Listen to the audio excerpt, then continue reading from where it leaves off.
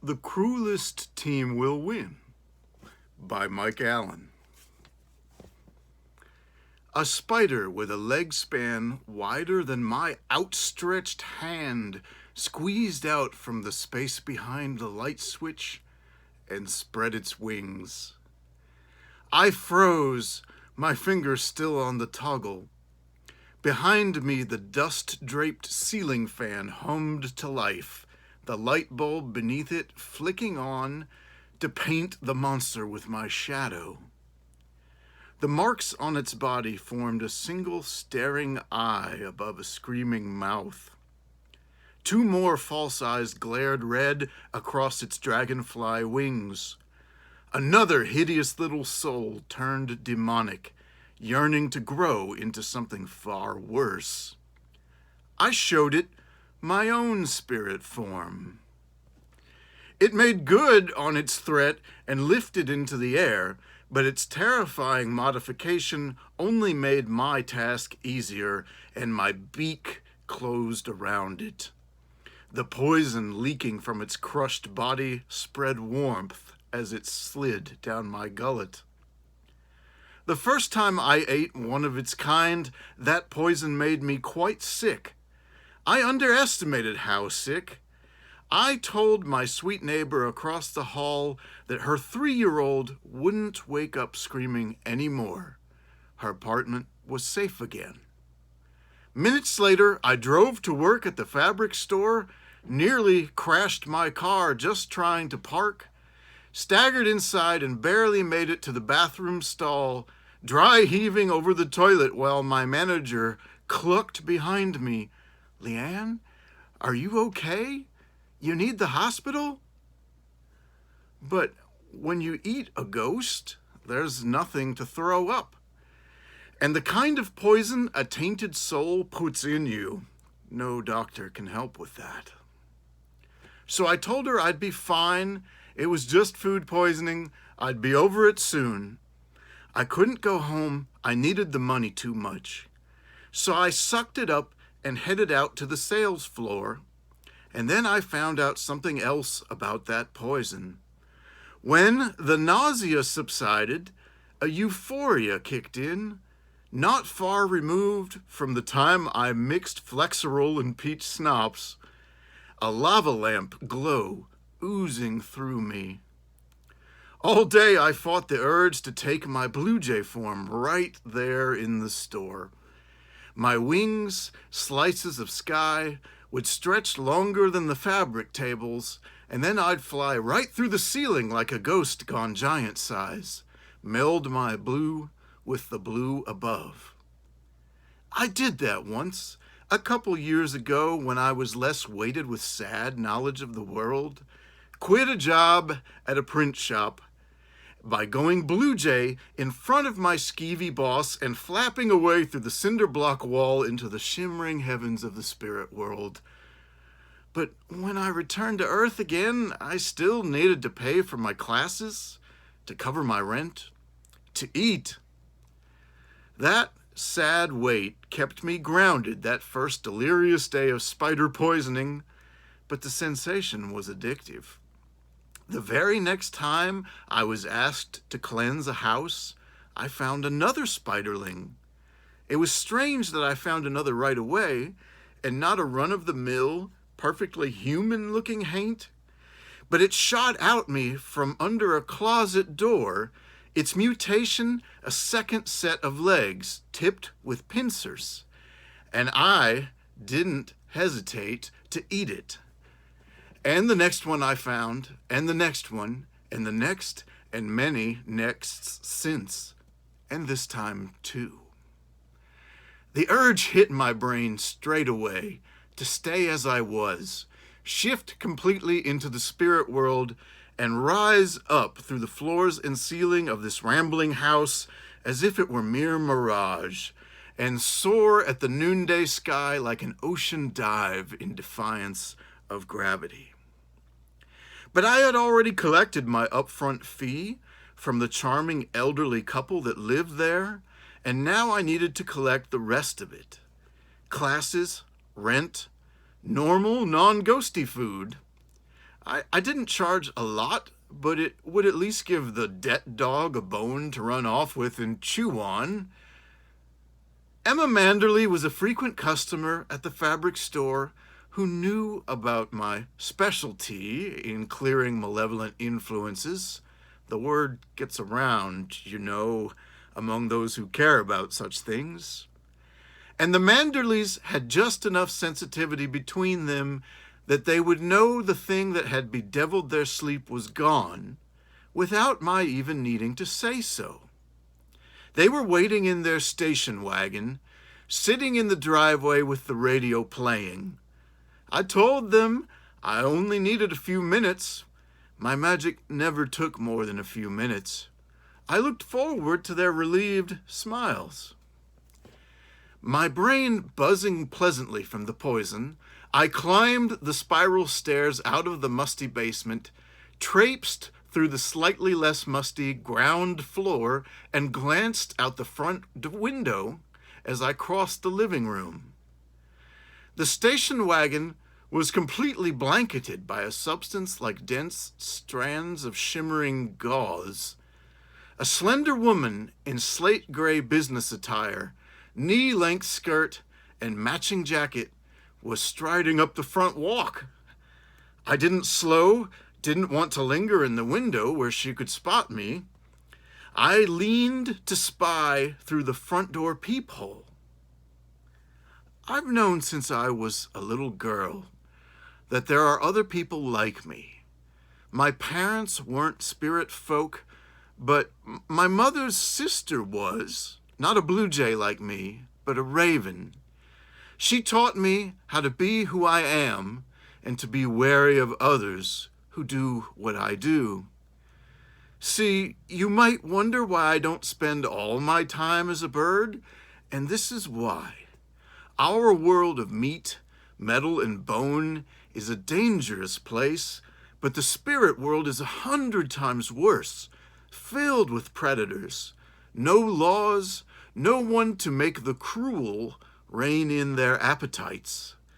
Ghosts are our natural prey in our animal forms, and they can be dangerous enough, though before I started finding the spiderlings, it used to be that if I rooted out a ghost, I could just order it to leave and it would flee because it knew what I was and what I could do. But there's many out there don't limit themselves to just ghosts. I could tell right away this woman had a spirit shadow. It loomed dark around her in my second sight, even though the day was bright. White streaks flared from the temples of her page boy to frame a narrow face split by sensuous, disproportionately wide lips. She could have been 20 or 60, her features smooth but not youthful. Behind her, a single strand of blue spiderweb rose straight into the sky, and behind that, I recognized the same webbing cocooning the station wagon and the poor couple inside it. The driver's side door was ajar, bound that way by the webbing. I wasn't going to get my paycheck. The woman stepped onto the porch, raised her fist as if she intended to knock.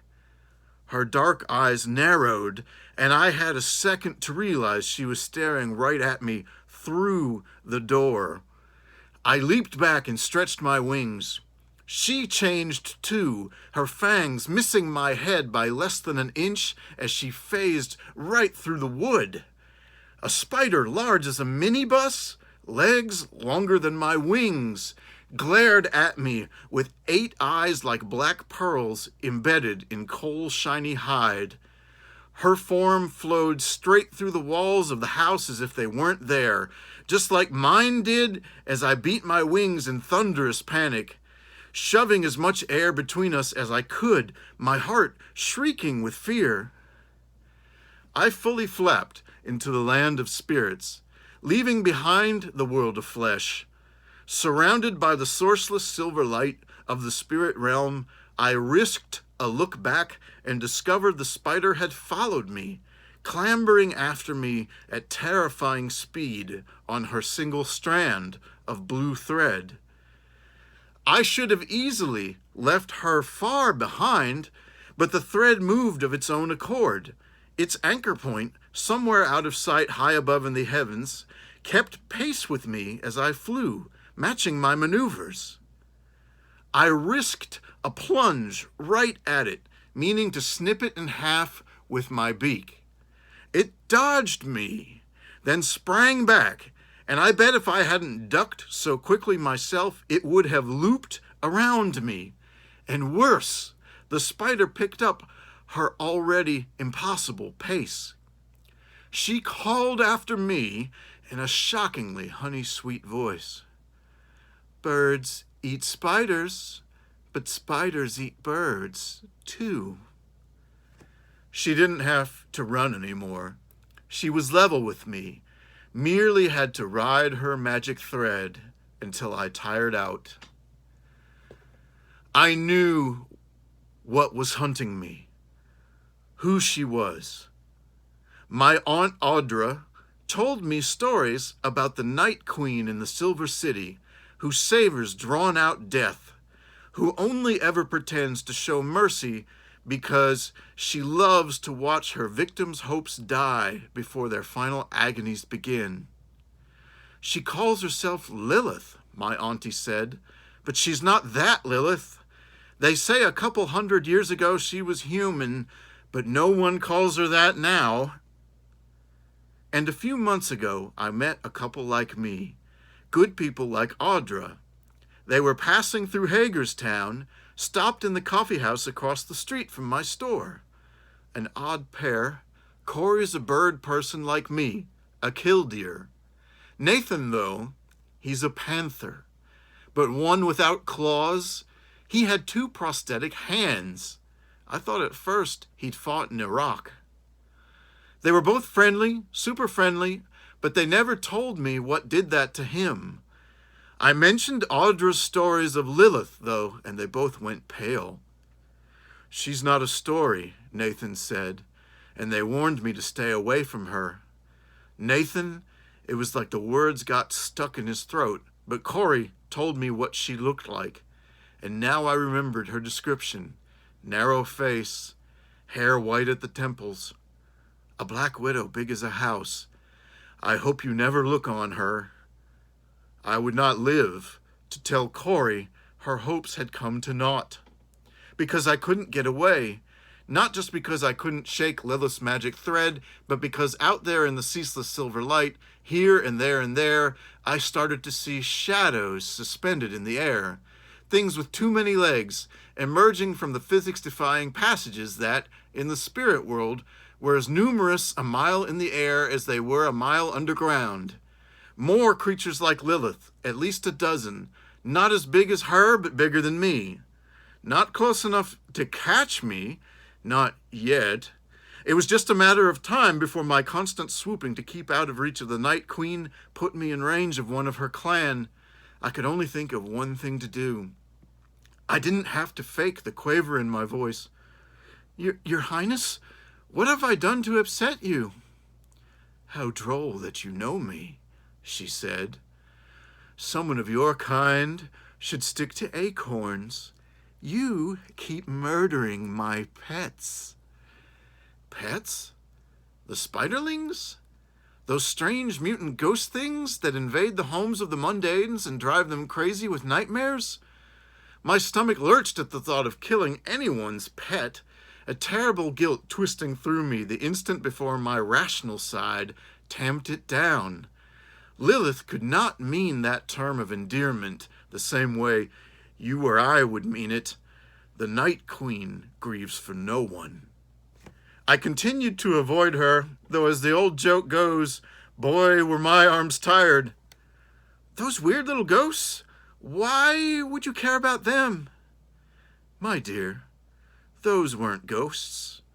Surely you could tell by the taste. But I had never eaten a ghost before that spiderling across the hall attacked me. How many ghosts had Lilith devoured over her long lifetime? I couldn't imagine. I gave her a version of the truth. I thought it was their mutation. I've heard of spirits changing themselves, mutilating themselves, trying to become demons. Lilith laughed, the sound grotesquely emphasized with a waving of her fangs. Stupid child. It's our kind who does that, chooses to modify the forms we're born with. Ghosts have no such power. And surely Lilith knew what she was talking about, as the living, breathing, supreme example. Tasty as ghosts are, though, I have found that the little human flies make for finer dining while they're still alive. I've been experimenting, indulging my culinary skills, figuring out the best method to sup from many of them all at once. I couldn't help myself. Oh no. Her voice brightened with mirth. You have been eating tiny little pieces of me. I might then have simply folded my wings together like Icarus and hoped quick death on jagged rocks waited below. I was so fucked. Thank you.